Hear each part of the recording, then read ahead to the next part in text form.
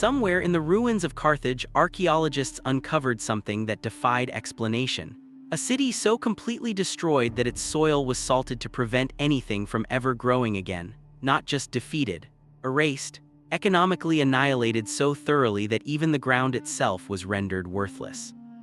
The army that did this was not the largest in history. It was not the most technologically advanced, but it was the most economically engineered fighting force the ancient Mediterranean world had ever produced.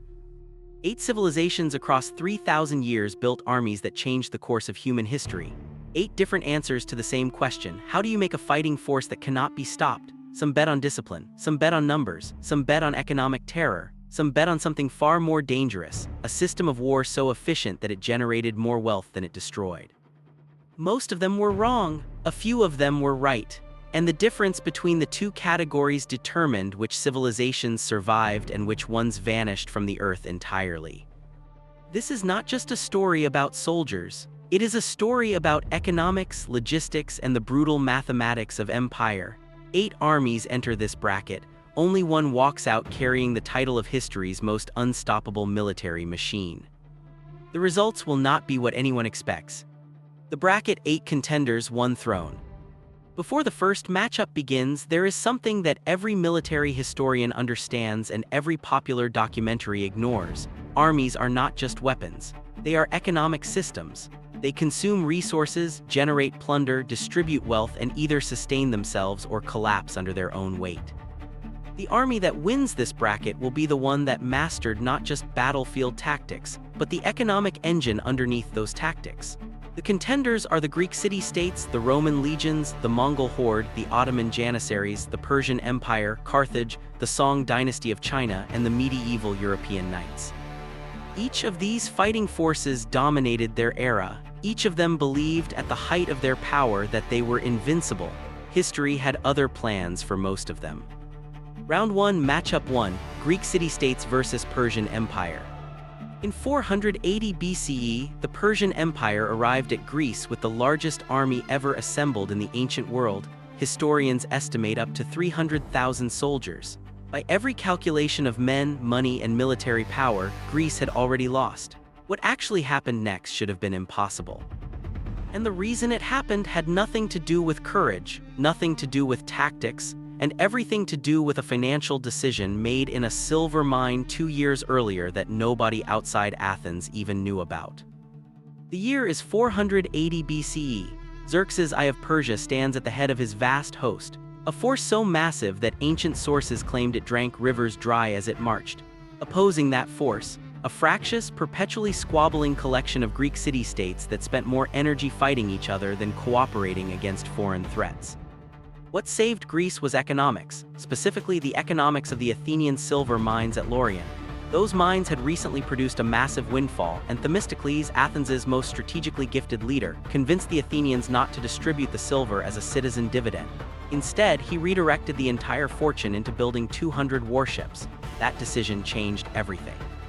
The Greek navy destroyed the Persian fleet at Salamis, cutting Xerxes's supply lines and forcing a strategic retreat that ended the Persian invasion entirely. The Persian Empire was enormous, wealthy, and administratively sophisticated. Its royal road connected Sardis to Susa across 1,700 miles, a communication network so advanced that messages traveled it in a week.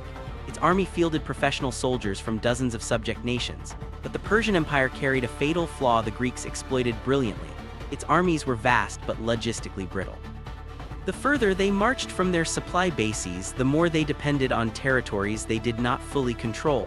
When supply lines broke, the entire machine ground to a halt. The Greeks were economically lean.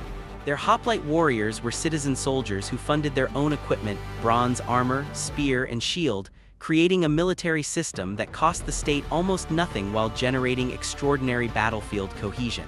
Men who paid for their own armor fight harder than men who were conscripted. Persian Empire advances, Greek city-states eliminated. Round 1, Matchup 2, Roman legions versus Carthage. At the start of the Punic Wars, Carthage had a larger navy, a deeper treasury, more sophisticated military technology, and war elephants that shattered enemy formations through sheer psychological terror before a single sword was drawn. Rome had none of this. What Rome had instead was something Carthage's accountants could never put on a spreadsheet, and it turned out to be worth more than everything Carthage owned. Carthage was the economic superpower of the ancient Mediterranean. Its merchant fleet dominated trade routes across the entire sea. Its treasury was so deep that Carthage could hire entire armies of professional mercenaries from Spain, Gaul, Libya, and the Greek world rather than rely on citizen soldiers. By every economic metric, Carthage should have won. What Carthage could not replicate was Rome's most devastating military innovation: the economic integration of military service into Roman citizenship itself. Roman soldiers were not mercenaries. They were citizens whose identity was inseparable from military service. They did not fight for money. They fought for land grants, social status, and the collective survival of a system that gave them legal identity and economic protection. That difference in motivation produced something mercenary armies structurally cannot generate: soldiers who refused to break. Rome lost an estimated 100,000 men at the Battle of Cannae, the worst single-day military defeat in Roman history. Hannibal had annihilated 3 Roman armies in 3 years. Any other ancient state would have sued for peace. Rome raised new armies and kept fighting. Carthage's economic model was its ultimate weakness. Mercenaries fight until the math stops working. When pay was delayed, when supply lines broke, when casualties mounted past acceptable levels, mercenary cohesion dissolved. The Third Punic War ended in 146 BCE with Carthage burned to the ground, its population enslaved, and its agricultural land deliberately rendered infertile. Rome did not just defeat Carthage. It eliminated Carthage as an economic competitor for all time. Roman legions advance, Carthage eliminated. Round 1, Matchup 3, Mongols vs. Song Dynasty. Before the Mongols arrived, the Song Dynasty of China represented 25 to 30% of total world economic output. It had invented paper money, gunpowder weapons, sophisticated naval technology, and the most educated administrative class in human history. The Mongols who came to destroy it had no cities, no writing system, no agricultural base, and no financial instruments of any kind. By every measure of civilization and economic power, the Song Dynasty should have crushed them. Instead, what happened over the next 45 years produced the largest demographic catastrophe the world would see until the Black Death, and the Mongols caused it using weapons the Song Dynasty itself had invented. The Mongol economic model was simple and devastating: submit and pay tribute or be destroyed completely. Not partially destroyed, completely erased. Entire cities were depopulated, their craftsmen marched east, their agricultural systems dismantled. The Song Dynasty's technological advantages, including early gunpowder weapons and sophisticated defensive fortifications, slowed the Mongol advance but could not stop it. The Mongols adapted. They learned siege warfare. They recruited Chinese engineers and incorporated captured technology, ultimately turning Song Dynasty innovations against the civilization that invented them. The final Song loyalists were destroyed at the naval battle of Yamen in 1279. An estimated 100,000 Song loyalists drowned, including the last child emperor. The Mongol conquest reduced the population of northern China by an estimated 30 million people through warfare, famine, and displacement. Mongols advance, Song Dynasty eliminated. Round 1, Matchup 4, Ottoman Janissaries vs. Medieval European Knights. For 3 centuries, the medieval European knight was the most expensive military investment on Earth. A single knight represented decades of training, tens of thousands in equipment costs, and an entire agricultural landscape organized around his maintenance. European nobility staked its wealth, its social hierarchy, and its entire theory of warfare on this investment. Then a technology arrived that made every single piece of that investment worthless almost overnight. And the Ottoman Janissaries had already adopted it while European aristocrats were still arguing that it was dishonorable to use. The medieval knight was a financial institution on horseback. The knight was not just a soldier, he was the center of a feudal economic system whose entire logic justified his extraordinary cost. This economic model produced extraordinary individual combatants. It also produced a military system catastrophically resistant to tactical innovation, because innovation threatened the social hierarchy that justified the knight's economic privilege. The Ottoman Janissaries represented something Europe's feudal aristocracy found philosophically incomprehensible: a professional standing army recruited for military excellence without regard for birth, ethnicity, or social class. When firearms arrived, the Janissaries adapted immediately. European knights spent decades in denial, insisting that firearms were dishonorable, a position that became untenable as firearms rendered plate armor economically worthless. An arquebus costing a fraction of a knight's armor could penetrate that armor at range. The Ottoman siege of Constantinople in 1453 demonstrated the Janissary model's ultimate advantage.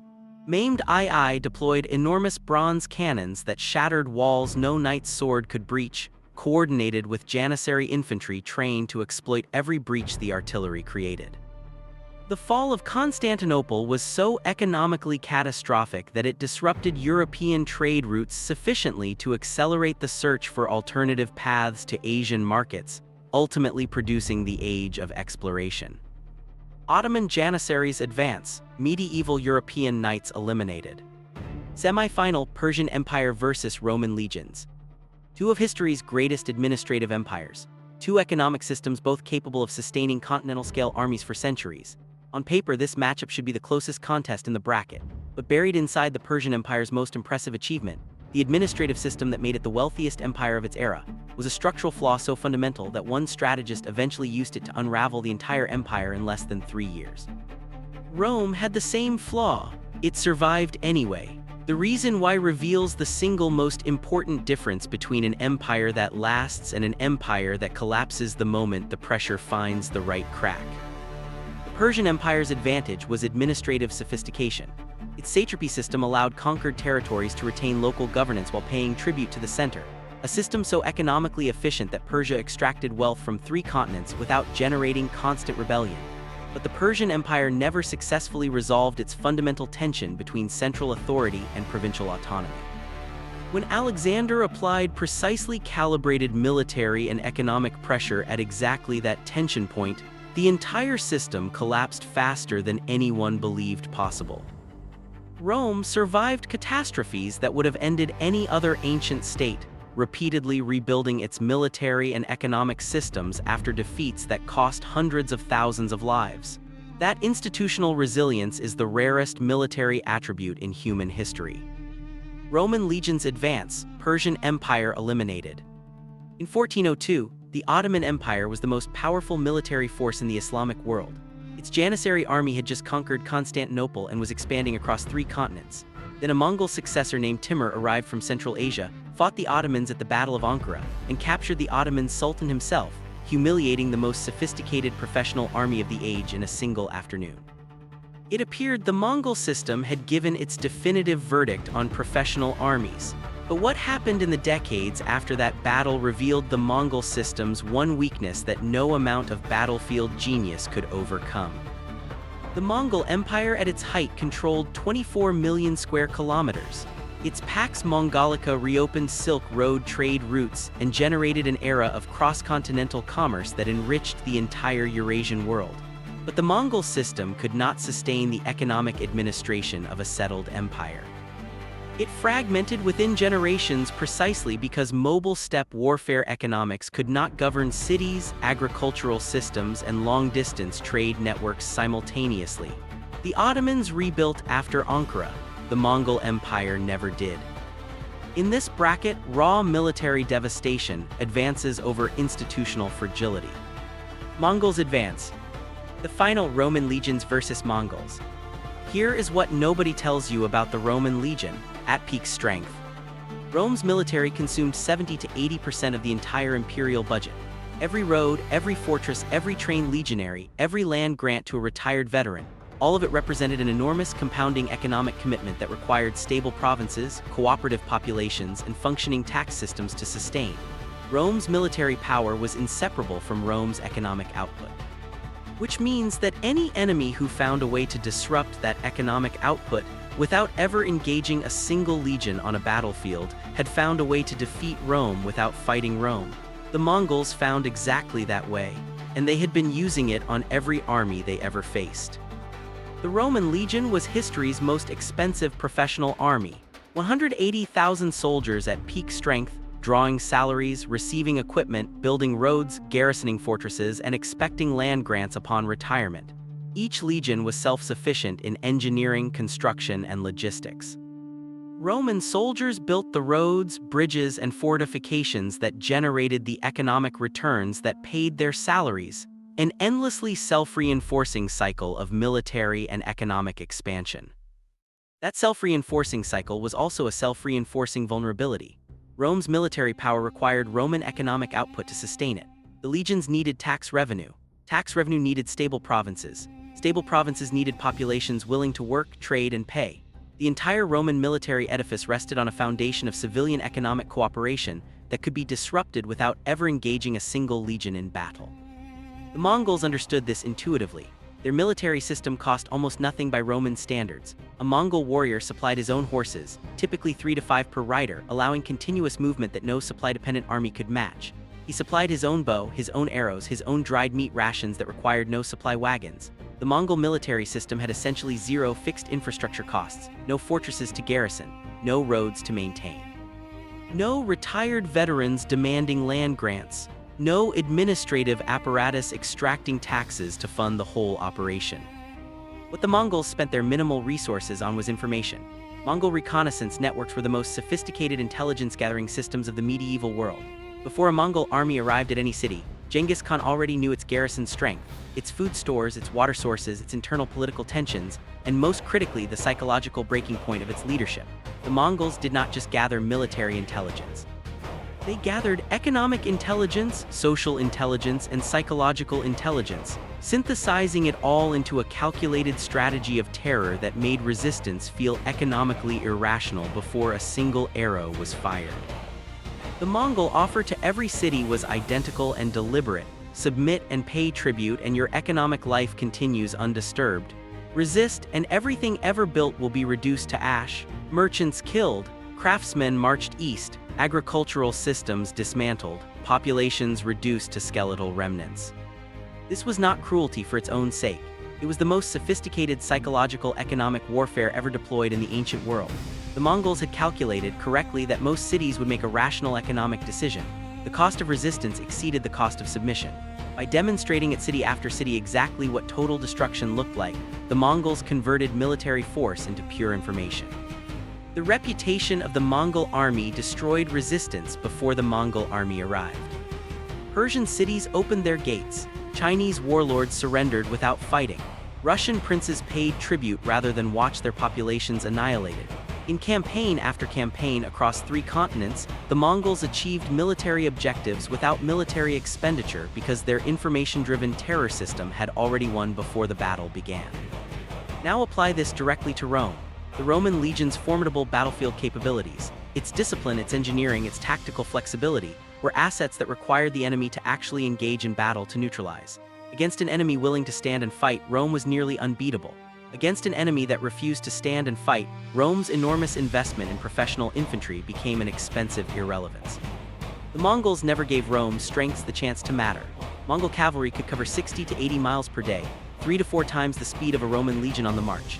They struck, withdrew, feinted, probed, and exhausted Roman formations without ever committing to the set-piece battle where Roman training provided decisive advantage.